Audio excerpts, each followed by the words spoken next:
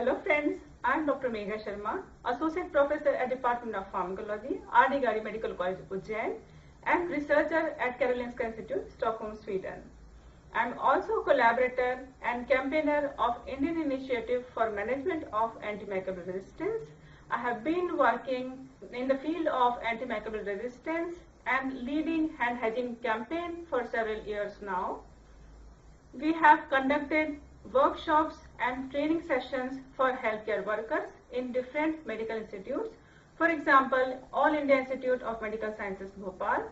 Then we have also conducted these kind of sessions in government, primary and tertiary healthcare settings.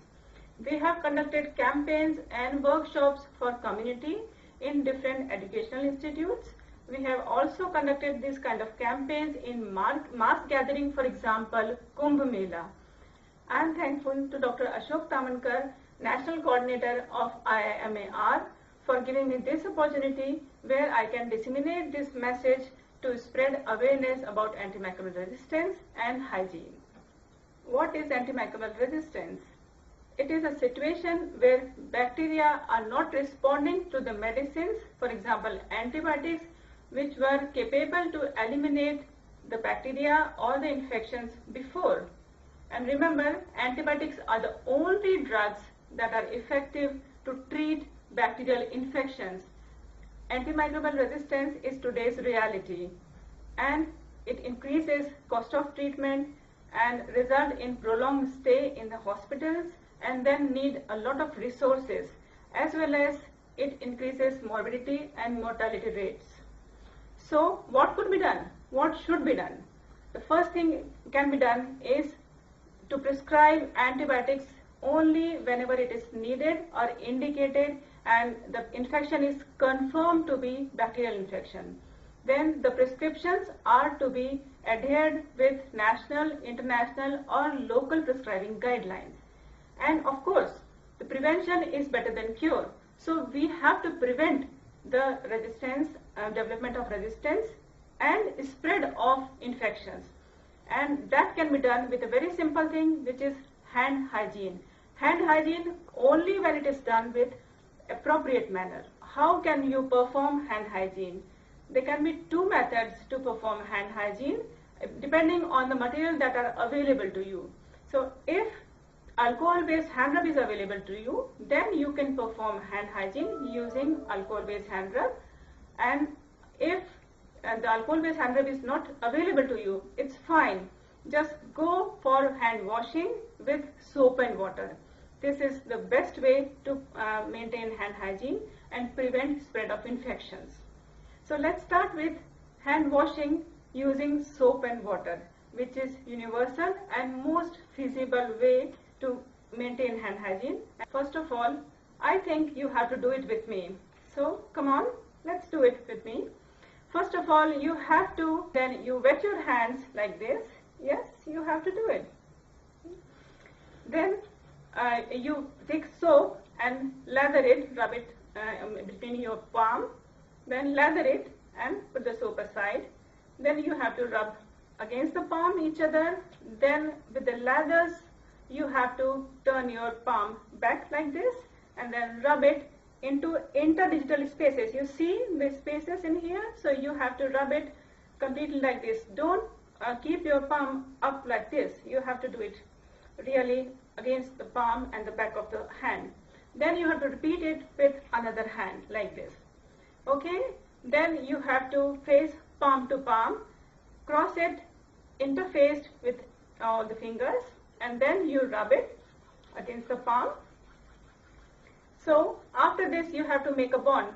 Put your hand like this, one hand and another hand, half of the hand of the fingers, one over another, then make a bond and then rub it to clean your fingers from the back side. So our fingers are clean, our back of the hands are clean, our palm is clean. Now it's turn for the thumb to be clean. So you have to grab your thumb with another hand and then you have to rub it like this. Yes, this is very good. You all have to do it. Raise your hand a little bit so that everybody can see it.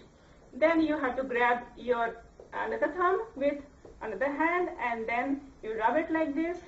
Of course, you have to make sure that the lather is still there. since we are performing it now, we are demonstrating, so that's why it's taking more time. Okay, so now comes the fingertips.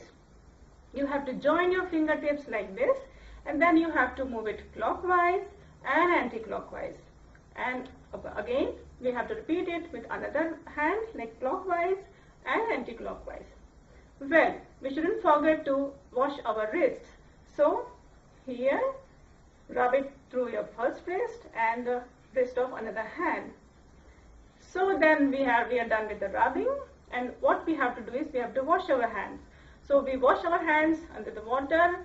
So you wash it like this, of course, but after that you have to do it, wash it into interstitial spaces also, because we have applied soap in between the fingers. So you wash it like this and wash the wrists. So when you have done this, now all the soap is gone from your hands, and now it's a turn for drying your hands. How to dry your hands? There are two ways to dry your hands. Either you use single-use towel or paper napkin, which might not be available everywhere. That is fine, because what you can do is you can dry your hands in air like this. So shake it for a while, and then your hands will be dry and your hands are clean now. Remember that hand hygiene is not just for the healthcare workers, but it is for the patients, their relatives, their visitors, and everyone. So encourage everyone to maintain hand hygiene through soap and water. So when to perform hand hygiene?